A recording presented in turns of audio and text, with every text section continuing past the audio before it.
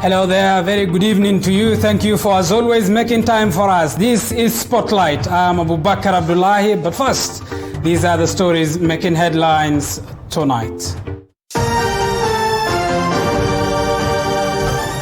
Worry over the spread of COVID-19 behind bars rife as 72 more people test positive. Drama unfolds as Ford Kenya party NEC removes Moses Wetangula as its party leader. Wetangula fights back. Which way Ford Kenya? More than a decade since this leather industry was constructed, we tell you why its machines are rusting in this forgotten town.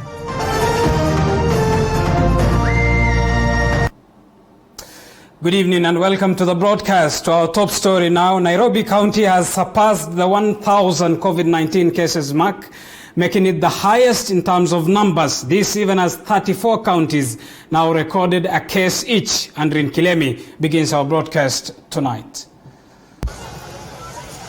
Nearly 3 months since Kenya reported its first coronavirus case, and the numbers continue to increase. Laikipia County being the latest county to register a case of the virus that has so far set foot in 34 counties. Of the 1,574 samples the country tested in the last 24 hours, the ministry says 74 new people tested positive. This number of positives is still high, and we must be concerned as a nation. The daily rise demands that we reflect on our attitude and behavior towards the containment measures. Nairobi County bearing the brunt of the latest cases. The capital recorded 35 new cases, with Lang'ata recording 19 cases. Embakasi East and Central each registered 3 cases. Dagoretti North, Westlands, Embakasi South accounting for 2 cases each. Kasarani, Kamukunji and Starehe recorded a case each. The coastal county of Mombasa, Mvita recorded 11 cases, Kisauni 4 cases, Nyali with 3 cases, Jomvu and Changamwe registered a case each.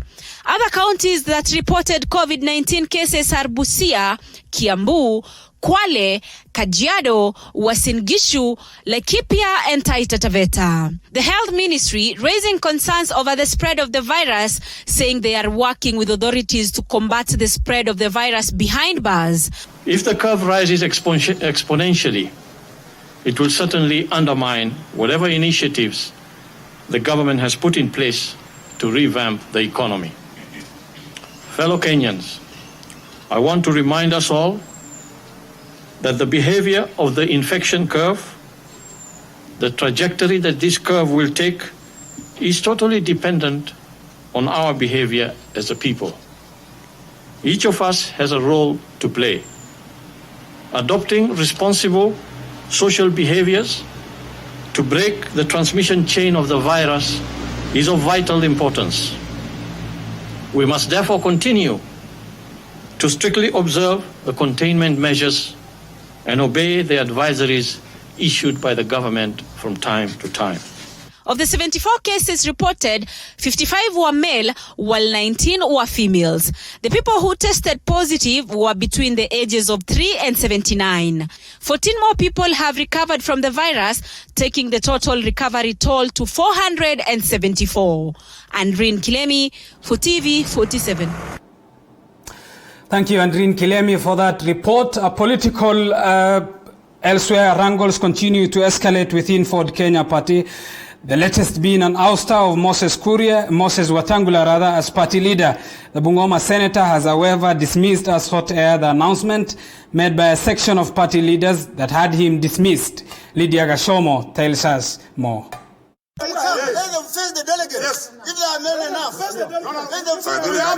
It is a day that had its fair share of drama at Ford Kenya party, with a section of its national executive members declaring changes in the party's leadership. Bungoma Senator Moses Wetangula was ousted by the party and replaced by Wafula Wamunyinyi of Kandui constituency. The party leader, Honorable Moses Masika Wetangula, is hereby dismissed from the position of party leader on account of gross misconduct, moral impropriety, and violation of the party constitution.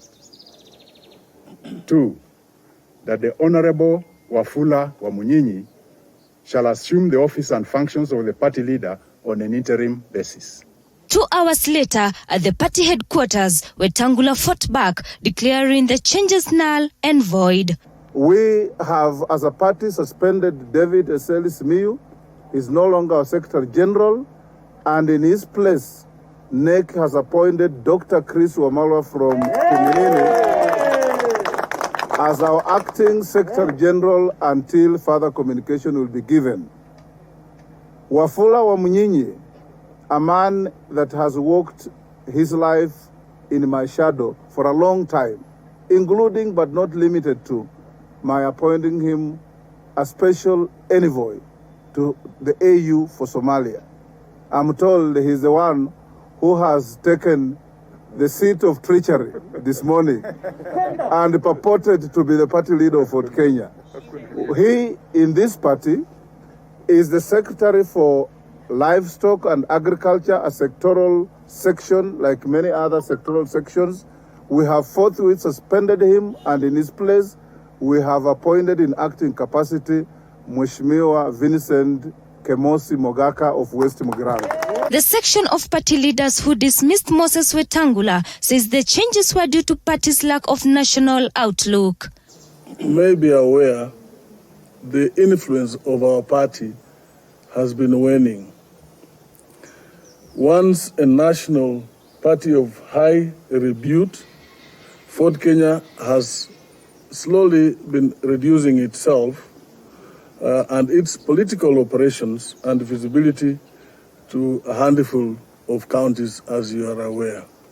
There's a lot of realignments that is happening at the national level. There's a lot of reorganization that is happening, political reorganization that is happening at the national level. We as a party for Kenya, we want to be part of that discussion that is happening at the national level. The leaders supporting Moses Wetangula claim that they are not shaken and will stay united as a party. This is not the time of a coup, and I want you to welcome everyone on this party leader. We are going to move around everywhere in the party, and we want to assure you of social democracy of this party. Amani National Party leader Musalia Mudavadi has said that they are supporting Wetangula and urged Kenyans together with other leaders not to support such actions in parties. We as ANC urge Kenyans to refuse to succumb to political intimidation and bribery. In the end, evil will consume itself in its own fires. Oh, the Kenya! Simba, Simba, Simba, usawa, haki na ukweli. As the game of politics continues to unveil in various parties, Kenyans are waiting to see who will have the last laugh between Wetangula and Wamunyinyi. Lydia Gashomo, TV47, Nairobi.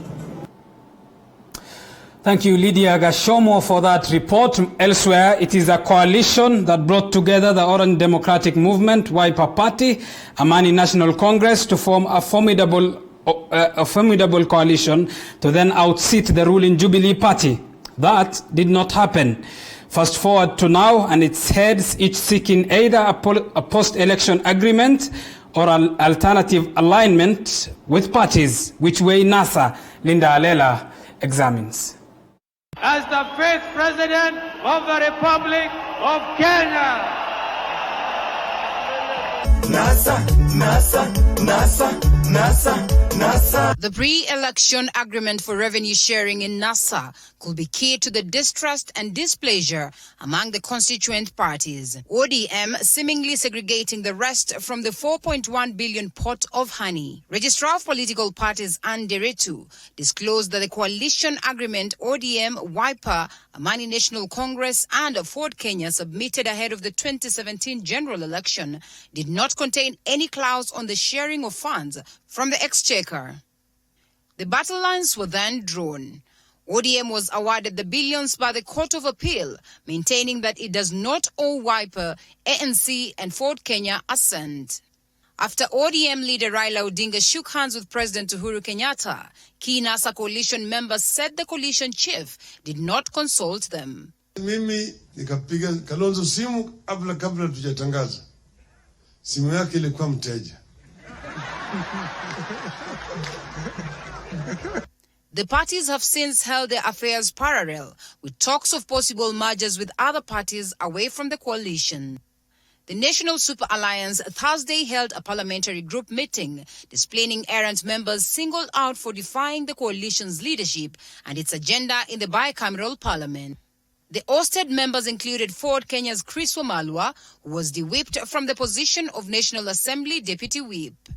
In the words of Suna East Member of Parliament Junet Mohammed, the HEAT members will now remain politically isolated for at least 6 months until the party decides otherwise.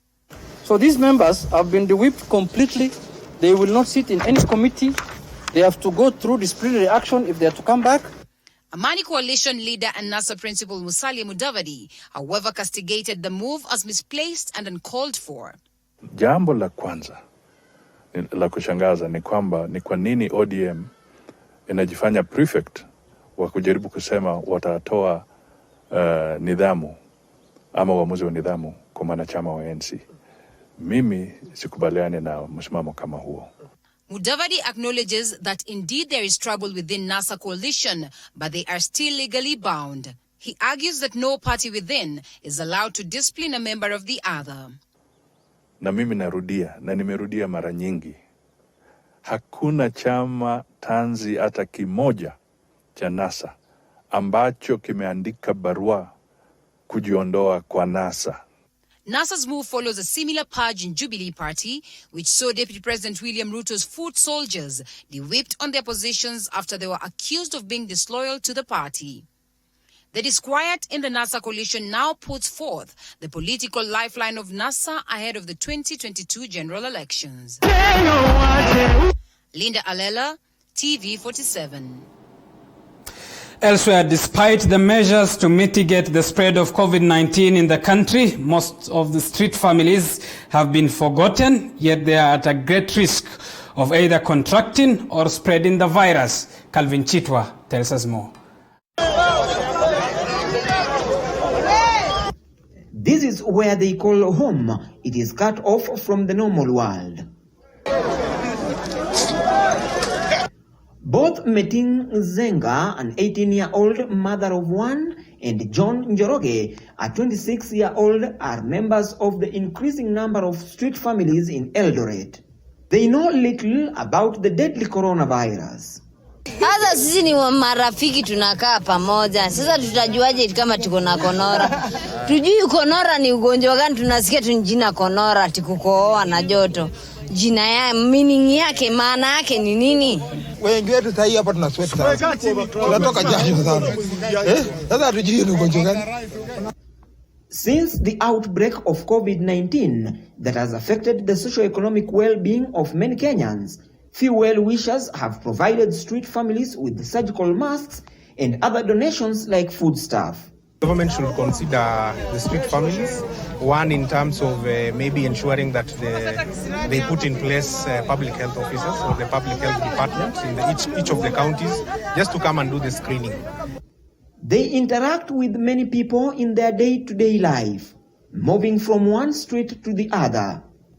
The few who have been privileged to get masks use them for more than a week due to the scarcity of what has now become a scarce commodity. Sasa hii ndio sijui kama mtu mwenye iko na hiyo corona ndio iko nayo, na hiyo nimeiokota, sijui kama mwenye iko na hiyo corona. Hakuna hizo sanitizers, hakuna nini, unaona kupara kama hiyo mali ya kuogea mikono. Kienda saa zingine wanatubagua, kienda kunawa mkono wanasema utachafua ndoo ya mtu. Mask ni kama kuna mwenye tudonate ya mask pale kwa kiwanja. Hiyo mask unakaa nayo kwa hata inakata, wengine wanakaa mwezi moja, wengine ni isununa mask zao mingi ni chafu. Many doctors at Moi Teaching and Referral Hospital and from Uasin Gishu health facilities specialized in respiratory infections could not comment on whether sniffing of glue makes them vulnerable to coronavirus or not, because no research has ever been done to ascertain the effects of glue to the system. Calvin Chitwa, TV47, Uasin Gishu County.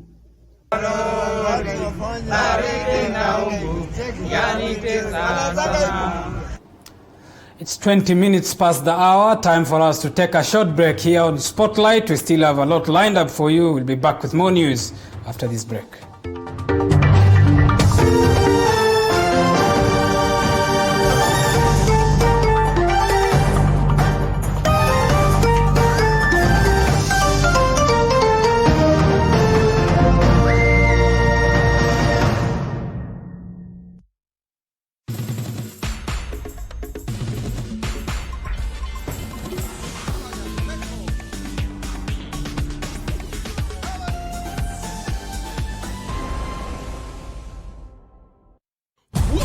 Exciting world of M-Truck Solutions, your trusted provider for bulk SMSs. We also offer API integrations for all your communication and payment needs. We also provide you with tailor-made payment getaway solution to receive and disperse cash quickly, affordable and securely. Let us expand your reach and connectivity on USSD, SMS and voice today. Call us on 0723 030 030 or email hello@mtruck.limited.co.ke. For more details, visit our website www.mtrucklimited.co.ke. Ukiona, sema. Ukisikia, sema. Ukishuku, sema. Ripoti tatizo lolote la usalama kupitia SMS 988. Namba yako haitaonekana. Ujumbe huu hautakugharimu chochote. Weka akaunti yako na mtaa ambapo uhalifu unatendeka. Mulika uhalifu. Ujumbe huu umeletwa kwako na Wizara ya Mambo ya Ndani na Uratibu wa Serikali ya Kitaifa.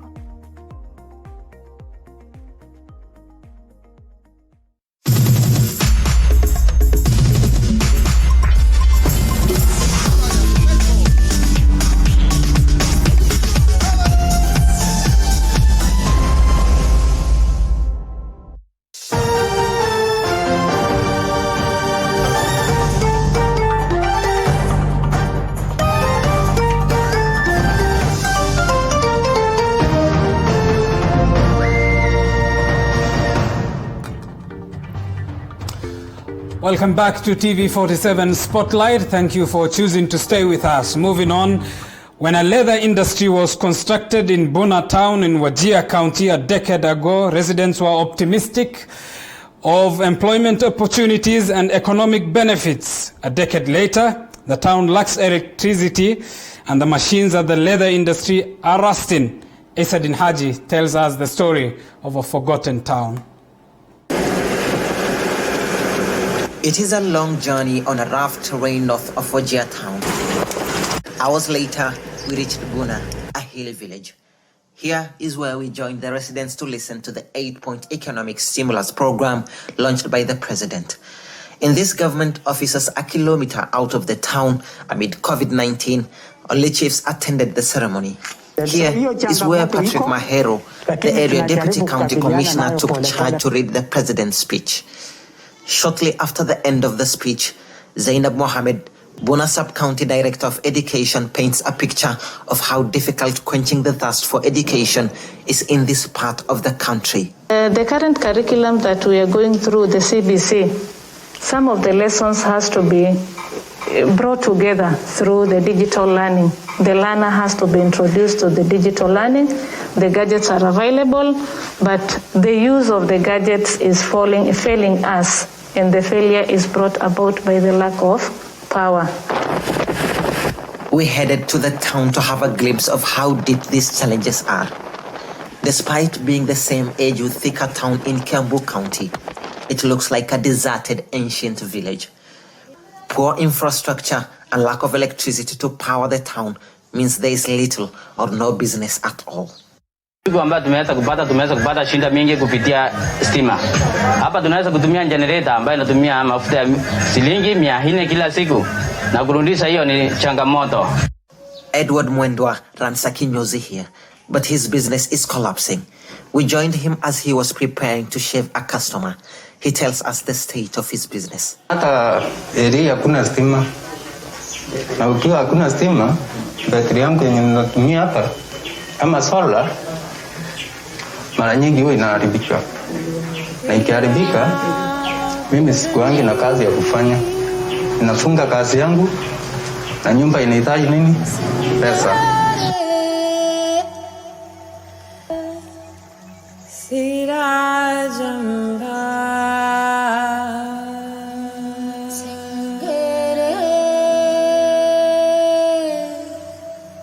The hospital, schools and the police station in Buna are in darkness. There is no electricity. As a result of this, government operations are impending, halting normal running of activities in the town. Within our offices, it is also a serious challenge. Some documents are confidential. They are not supposed to be printed outside. But because we do not have power and computers cannot run minus power, we are forced to source from outside, which many times exposes confidential documents to outsiders. Mahali kama tannery, kuna mahali kama hospitali wamama wanazalishwa, kuna police station, kuna AP, tuko na secondary school mbili ya wasichana na vijana. Kwa hivyo hiyo huduma hatuwezi pata kwa sababu hata hakuna mahali hata mtu anaweza enda hata kutoa hata printer moja ya cyber due to the hatuna stima. We went to see the leather industry that the residents say is a failed project. Machines here have been abandoned. The only dream of the residents that this industry will create employment and raise the economy of the town has crumbled. Well, this is the leather industry in Buna town, which was constructed 10 years ago. Machines here have been left to rust without power running them. This is now a house that houses birds due to the openings that you can see up there. Abdinur Abdirahman, the only watchman for the plant, was employed by the county government years ago. He says he does not receive salary, but still never abandoned his duty to safeguard the property of his people. Sasa nalisha watoto ni hata bibi ambaye na wajuzi just 5 months ago hata aliniwacha just because of lack of money, because I'm working for government, there's no payment. Sasa naona hali inakuwa shida kwa sababu hata kiboro yangu siwezi kufanya, because day and night I am only watchman here. I am day and night worker. I don't have off, I don't have leave for 10 years. Sasa naweza kulisha watoto yangu kivipi sasa? The pain of a town that has lost glory is clearly visible in its midst. Yet towns of its age enjoy good infrastructure and a booming industrial backyard. Poor leadership may be the ultimate answer to these challenges, but also reveals lack of commitment to complete projects at final stage, such as this leather industry. Gamia ukishika tundo hakuna kitu unapaki mbele. Sisi tunalomo kila kitu ni MB yetu. Kwa sababu hii MB ndio angeshughulika hii mambo ya Buna, mambo ya sintima Buna. Kama MB angeleta sintima, hii kitu angefanyika kazi. Hii kitu angefanyika na youth ya Buna angefaidika. Poor access roads in the town also add salt to the wound. During rainy seasons, both main bridges connecting to Wajir town and Moyale are washed away, leaving the people with no food and clean water. Bridge iko ambayo walijenga culvert box, ilijengwa culvert box. The culvert box itself, kuna maji inatoka Ethiopia inakuja kuflood this town. Na hiyo kitu flooding baka maji mahali mimi nasimama, maji ya laga inafika baka hapa na inapita. During rainy, we hardly go even to Malkagufu. We are cut off by the bridge floods, and then we are even cut off from Moyale. There was a time we experienced very heavy rains, and we were cut off from both Wajir and Moyale. And so even life in Buna, the food was not even available. It's the dry season now. Water levels are low and may dry up in a couple of weeks. The residents are now left to deal with the aftermath of the flash floods. But these flash floods might be impending and return any moment, and its reoccurrence could be lethal. Isadin Haji, TV47, Buna Sub-County, Wajir North. Thank you, Isadin Haji, for that report from Wajir County. Now let's get to the interview that I earlier on hinted. I spoke earlier on to Kiminini Lawmaker, who is now the Ford Kenya Acting Secretary General. Let's listen into that interview now. Mheshimiwa Chris Wamalwa, thank you for making time for us this evening on Spotlight. Tonight, let me ask you the very basic of questions. Who tonight is the party leader of Ford Kenya, Kenya's second oldest political party as of now? The party leader of Ford The Kenya. party leader of Ford Kenya is still Senator Moses Masika Wetangula. The purported coup was fraudulent, it is illegal, and it is null and void. So the recognized party leader is none other than Senator Moses Masika Wetangula. Recognized by who? The NEC? Recognized by the law when you go Recognized by the law when you go to the register of political parties, recognized by the party organs. Those who are there today, the purported coup, it never followed the due process. Who has been fronted unanimously by the National Executive Council of Ford Kenya. That was not the National Executive Council of Ford Kenya. Those were fraudulent people that they went picking in the streets. Some of them who are the employees, some of them who work in the county government. So it is not. And I don't think when you look at the physical looks of Wamunyinyi, does he suit to be any party leader? Even the morphology, when you look at him, he doesn't have the demeanor and whatever the case, and he's not the party leader of Ford Kenya. Whatever they tried to do, it was an illegality and it was fraudulent. Down and unanimously agreed to overhaul the leadership at the party. First of all, you need to know the National Executive Council, as per our constitution, has no powers to remove the party leader. The party leader removal can only be done by the NDC, the National Delegates Council. So, first and foremost, as I said, Ford Kenya is not a kangaroo party. It is a party that has structures. It is a party that has the constitution. So the purported NEC has, under our party constitution, NEC has no powers to remove the party leader. We start from there. Secondly, what the coup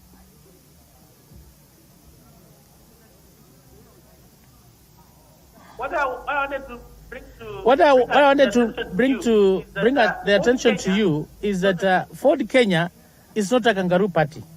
Ford Kenya is the second oldest party after KANU. Ford Kenya has structures. So whatever was convened today, first before you have a National Executive Council meeting, you must give a notice. There's no notice that was given. When you look at our constitution, the National Executive Council is composed of the PG, the members of parliament. As I speak, I've been serving as the chief whip of the PG. When Honorable Ferdinand Wanyonyi went to that meeting, he was kicked out. He is a member of parliament. How many members of parliament were there? Let's start from there. So this was fraudulent, it was illegitimate, and there was no NEC at that time. All right, the party has 13 lawmakers, 2 governors, 1 senator, 85 MCAs. How many of these attended the NEC that fought back with the party leader at 1 p.m. in a press briefing? Today, Ford Kenya has 13 members of parliament, and today you had 11 members of parliament. The 2 who we kicked out, Honorable Eseli and Omunyinyi, were in the other parallel meeting. So in terms of composition, if you look at the parliamentary group, we realize that as who are with the Honorable Senator Moses Masika Wetangula, we were 11. And the purported coup, they had only 2. So you can answer yourself and see which side has the weight. Fair enough. The party leader is proverbially known for his words in the Senate being, it will be messy, noisy, and casualty, in reference to him being de-whipped 2 years ago. Is it being noisy in Ford Kenya now? The messy phrase was used in the context of NASA. And in today, the context it was of what not has NASA happened fair. Today, and in the context of what has happened today, is it messy and noisy in Ford Kenya, your own party? No. I cannot say that. I'm saying this because, first and foremost, that reference of the phrase was used during the time of NASA. Because as you know, NASA is composed of Ford Kenya, ODM, Wiper, and ANC. As you can see, whatever has been happening in NASA, it has been messy and noisy and with the casualties. But what happened today, these were the frontline people who wanted to snatch the leadership of the party from the back door for their own selfish interests. But lucky enough, Ford Kenya as a party, in its wisdom with their laid down structures, they had organized for a National Executive Council meeting, which had been given a notice.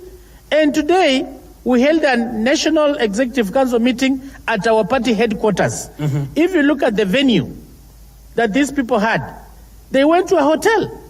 We held our meeting at our legitimate registered office. So from there you can see who are fraudulent in this case. Earlier on you said members were not invited for the NEC meeting that fronted Wafula Wamunyinyi. Let's talk of the NEC meeting that was attended by the party leader, Moses Masika Wetangula. Were members invited for that meeting? The Wamunyinyi faction, as I mentioned earlier on, when you look at the party constitution, the composition of National Executive Council, the parliamentary group is one of the main organs. And we as parliamentarians, we were not invited. And that's why when we were having our own meeting at the party headquarters, Honorable Ferdinand Wanyonyi, who is a member of parliament for Kwanza in Trans Nzoia County, who is a member of the PG, went there, but he was not allowed to go in. So in other words, they had only tried to bring people who are not part of the NEC for their own selfish interests. Those were imposters. Some of the people who are there are the officials who work in the county government of Bungoma County.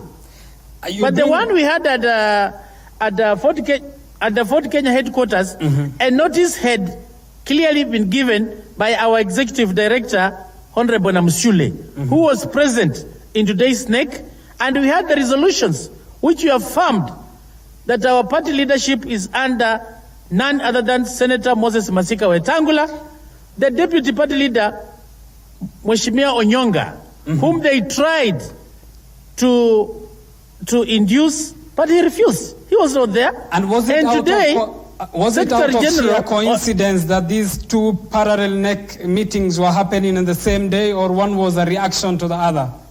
Just to be clear. Our NEC had been given a notice.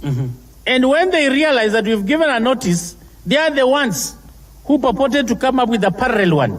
So in terms of legitimacy, ours was the legitimate, looking at the numbers and the people who attended, who are the legitimate members of the NEC. But as opposed to the other side, you realize recently there was a meeting in Kajiado. You remember there was that meeting in Kajiado? Yes. Where people lied and they say there were 40 members of parliament. We were not there. People came in with their PS and their security officers, and they counted the number 40s. When it comes to the leadership of Mlembe Nation. All right, Mheshimiwa, earlier on in a press briefing you said, and I quote, "This is not a Bungoma party." Given that what the senator is accused of is failing to, quote, make the party a symbol of national unity and failing to champion the party's campaign to unite the country, how ironical is it that members like you say this is a national party, but members of the party equally say it looks as though it doesn't have a national feeling? In Bungoma County, the party leader, our current party leader, Senator Moses Masika Wetangula, is the senator of Bungoma. The former Secretary General, Honorable Seli, is a member of Parliament of Tongareni, which is in Trans Nzoia County. This party is not a Bungoma affair. This party is a national party, and Chris Wamalwa, a member of Parliament for Kiminini in Trans Nzoia County. Then why are party we have members, our national treasurer, our national... Let me ask you, why are Ford Kenya party members then accusing the party leader of failing to make the party a national party? This party is a national party, and I was going to demonstrate how it is a national party. Go ahead. When you look at the treasurer of the party, Honorable Nazra is from Wajir County. She's the treasurer of the party. The organizing secretary is Honorable Mandu, who is from Busia County. Our chairman of the party is Honorable Ruhu. Ruhu comes from Tana River County.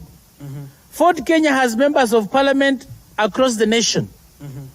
We have the MP Harry Bai, who is an MP from Tana River. He's a member of parliament for Fort Kenya. We have Honorable Kemosa Vincent, who is the MP for West Mungiramgo, which is in Nyamira County. We have our deputy party leader, who is Honorable Richard Onyonga. He's an MP from Kisii County. Hello? Yes, I can hear We you. have Honorable Ferdinand Wanyonyi. Honorable Ferdinand Wanyonyi, MP for Kwanza. He comes from Trans Nzoia County. Can you hear me? How much of Bungoma's inner political turbulence is coming forth to the party itself? How much of Bungoma politics is affecting the national leadership of the party then? Bungoma, there are people scrambling for positions in the party, all of them coming from Bungoma, thinking Fort Kenya is a Bungoma affair. And like us people of Trans Nzoia, in Trans Nzoia County, we have more supporters of Fort Kenya compared to the entire county as opposed to Bungoma County. When you come to Trans Nzoia County, the governor in Trans Nzoia County is from Fort Kenya. In the last parliament, in the last term of 2013, the current governor was still the governor who comes from Trans Nzoia County. So you can see Trans Nzoia County, the governors for both terms comes from Trans Nzoia County. Myself, I've been a member of parliament for Kimini in Trans Nzoia County. I'm doing my second term. Honorable Ferdinand Wanyonyi, the MP for Kwanza, he's doing his second term. The former senator, the senator we had, Olendiema, in Trans Nzoia, was from Fort Kenya. So you can see in terms of support, yes, you find that Trans Nzoia County in terms of percentage, it is way ahead of Bungoma. But we have masqueraders like Honorable Munyinyi who think that Bungoma County owns Fort Kenya. This is a national party and they should allow other members also to show their interest so that they can be elected to lead this party. Mheshimiwa, in this interview you have twice quoted the coup plotters. Do you know who specifically these coup plotters are in the party? The coup plotters, the ones we know, it is Honorable Eseli Simiyu, Honorable Munyinyi, and the governor of Bungoma, Governor Wangama. But we are told they are the external forces because the way things were arranged, the way it was being done, it's only a fool who cannot imagine. But it's obvious that there's an external force coming from outside who want to divide this party. Which begs the question, how much of an outside politics then from be it NASA or national politics is having a hand in the discourse in the party? I'll not be able to know to what extent. But from the look of things, looking at the way these people had a chartered plane coming from Mombasa, a chartered plane coming from Kisumu, it is not a cheap matter. And right now, in terms of COVID, who cleared these people to travel? As we are in Nairobi, we know very well, we have the restrictions. How was the clearance done? Our airspace have been locked. How did they manage to fly to Kisumu to bring delegates from Western region and to fly to Mombasa to bring fake delegates? All right, one final question. When you look at the amount of money is accused of fiddling in the 2017 party nominations, how much of this is true? Fort Kenya, as I told you, is a well-organized and structured party. The party leader is not involved in nominations. We had a nomination board which was being chaired by an advocate with more than 20 years of experience. But listen to what he is accused of. He's accused of having interfered in the party's 2017 nomination process that cost Ford Kenya parliamentary seats and failing to reconcile warring parties to eliminate friction. These are damning allegations, aren't they? You're saying he didn't have a hand. They are saying he had a hand. As I told you, as a party, we have structures. When it comes to matters of nomination, it is not the party leader. It is a nomination board which was there, which was passed, approved by the NEC. It was the one in charge. And we had an opportunity whereby we had grievances or so. We had an appeals board, which was being also chaired by somebody with the qualification of the judge of the High Court. So these were competent bodies which were there to handle matters of nomination. Senator Moses Wetangula, at no given time did he interfere with the nominations of the candidates. That is why, if he did not interfere, why is he being accused of planting his favorites within the party nomination process? As I told you, I told you earlier, these were fraudsters. These are the people who wanted to snatch leadership from the back door. So they come up with all allegations. But whatever the allegations they come up with, all was false. Some of them could not even have made it to parliament. People like Wamunyinyi, coming to parliament was difficult. It forced party leader to go there, to hold him like a baby, for him to come back. All right, I understand we are out of time. I understand we are out of time, Mheshimiwa. Nonetheless, you are the acting Secretary General of the party tonight, aren't you? At least as per what Moses Wetangula, as we speak the party right leader, now, read out. I'm the acting Secretary General of the party as per today's NEC resolutions, awaiting ratification by the NDC. And the work has begun. And we had a moribund Secretary General, the spokesperson of the party. And what happens to the other Secretary General who was in a position ratified by the national delegates? That one was moribund. Even when he passes, nobody knows he's the Secretary General. The Secretary General, you're supposed to be vibrant. You're supposed to be spokesperson of the party to articulate the issues of the party. This has let the party down. It is not the work of the party leader to articulate issues of the party. He has been moribund. He is the one responsible for this performance. And I want to invite you, in the next few months, you are going to see the changes in this party under my leadership as Chris Wamalwa. All right, Chris Wamalwa, Kiminini Lawmaker, thank you for making time for us tonight here on TV47. All right, that was my interview earlier on with Kiminini Lawmaker, who is currently as powered Ford Kenya party leader, or be it Bungoma Senator Moses Wetangula put forward a little bit earlier on, is the acting Secretary General of the party. Of course, this is a developing story, the back and forth in terms of the leadership wrangles in Ford Kenya, which is Kenya's second oldest political party, continues, and this is a story that we will develop and of course cover for you in our subsequent bulletins in as far as tomorrow and the days after are concerned. Nonetheless, I understand we are out of time, but let me read some of your feedback. Rafael Makoha says watching from Imara Daima. Maureen Moesh says she's watching from Huruma, Nairobi. Ferdinand Nando Ndai says he's watching from Thika.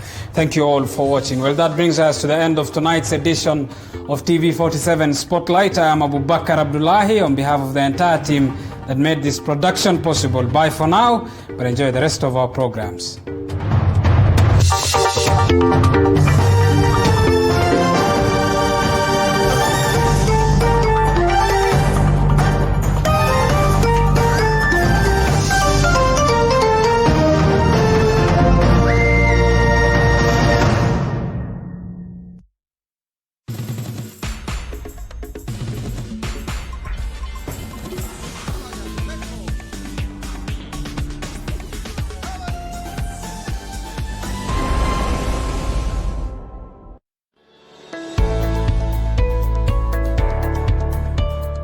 My name is Sujata Kotam Raju.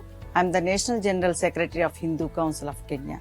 Namaskar to my dear sisters and brothers. Now this is the time everyone will have to take the responsibility to fight against